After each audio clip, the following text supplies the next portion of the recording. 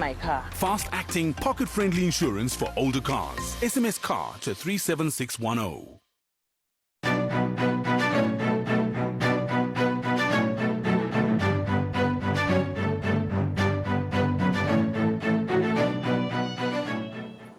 On to your business news now. South Africa is home to two of the world's worst performing ports.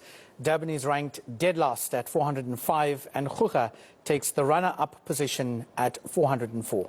That's according to the latest World Bank and S&P Global Container Port Performance Index. Durban, the country's busiest port, suffers from long wait times, inefficient offloading and outdated equipment. Cape Town and Port Elizabeth didn't fare much better, ranking 400 and 395 respectively. Global port performance has declined due to the Red Sea crisis and supply chain disruptions. Ports in East Asia and Europe continue to set the standard. A warm welcome now to Jabu Mdaki. He's the Chief Executive of Transnet Port Authorities.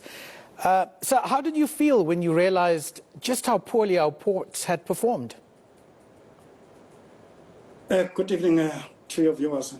While we appreciate the favorable ranking of Cape Town ports and the slight improvement that we are seeing in PE, we do not necessarily agree with the ranking of the ports, especially that of Durban.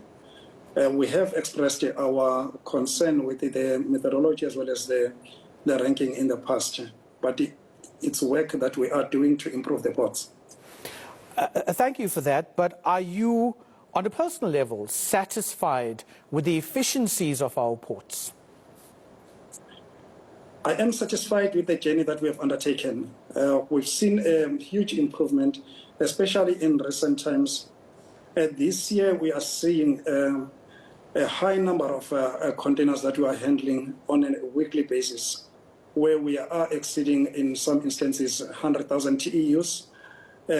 Performance that was last seen in 2017, 2018 years.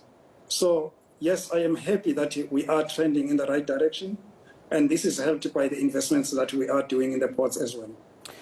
How much responsibility, do you take for the problems, the inefficiencies that are experienced at our ports, or was this a problem that you inherited? So, I think we need to look back from the time that we came back from the COVID. I personally joined Transnet from the 1st of January 2021. That is the time that we're trying to recover from the COVID. But at the time that we've been with the Transnet, there has been a huge underinvestment in the equipment. And we've got aging equipment that has exceeded its lifespan. We have to start investing in the equipment. And it's something that we have already started. So yes, we've taken that responsibility. We've mobilized the CAPEX. We've signed long-term contracts with the OEMs. And you can see the equipment coming into the terminals. And you can see the impact that they are making already. You also seem to be bringing in the private sector. Can you tell us a little bit more about that? So we started with the private sector participation when we were looking for the partners for Durban Pier 2 terminal, which is our biggest terminal, as well as the NCT terminal in the Eastern Cape. We did not get a partner or interest in the NCT in the Eastern Cape, but for Durban Pier 2 terminal, we had a successful bidder, which was ICTSI, but that process was challenged by another bidder. So it is currently in the courts. But over and above that, I think it's common knowledge that the president then started what we call NLCC, National Logistics Crisis Committee, which then brought us together with the private sector and government departments to work together to improve the SOE or the logistics in the country. What would you say is the biggest challenge that prevents the private sector from getting involved at this point?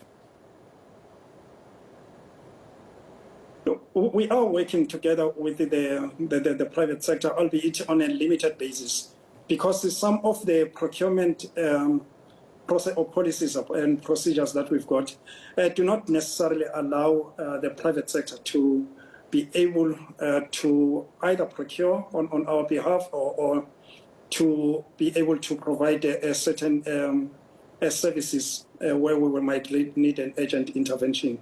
But Transnet has been working very closely with the National Treasury to improve that. So we've seen some relaxation, which is also helping us to fast track our SCM or procurement procedures. How long before you think you would be comfortable with just how efficient our ports are working? Akashi, we've seen the delivery of the equipment. Earlier this year, we were celebrating the equipment that were delivered in Durban, 20 straddle carriers, as well as 9 brand new RTGs. Last week, we were in Cape Town, where we were launching a further 9 RTGs. And there's another 9 RTGs that is being assembled that will be coming into operation soon. Next month, we will be launching 4 brand new STS cranes in the port of Durban. Those are the game changers for us. So with this equipment that are coming in, we will be seeing a marked improvement. I mean, already we are seeing a positive momentum. If one looks at the volumes that we are handling, we are already trending upwards. So what would you think South Africa would need to do to get into the top 10 or at least the top 200 of the most efficient ports in the world? Because right now we're languishing right at the end. Look, a number of things. There are a number of levers that are critical for this. I've already spoken about the equipment, and we are doing the right thing there. Secondly is we are labor-intensive operation. We need to get our people, the morale of the people correct. And there's a lot of work that we are doing in that regard. We've put the necessary incentives in place, and we've seen the people responding positively. So those are the critical things for us. But we are also working closely with the shipping lines to ensure that our planning and as well as the handling of the vessels is in line with the service level that they require. So there is work that we are doing. If I were to answer you in the short period, when do we expect that we will be seeing South African ports moving in the top 200, top 50 in the world? I do believe that it's just a matter of time, that the work that we are doing now will be reflected in those rankings. If you do talk to our stakeholders, we've just finished now the citrus season. There is a lot of improvement that they are noticing. The same with the shipping lines as well. Mr. Mdaki, we thank you very much for your time as well as your insights. Mr. Jabu Mdaki there from Transnet Port Terminals. Now, let's take a look at how the markets performed. The JSE took a breather today, falling just under 1%. Financials were down almost 2%, while resources shed over 1%. The rand was weaker. Meanwhile, with options set to expire tomorrow, Bitcoin was trading lower. Here's the market.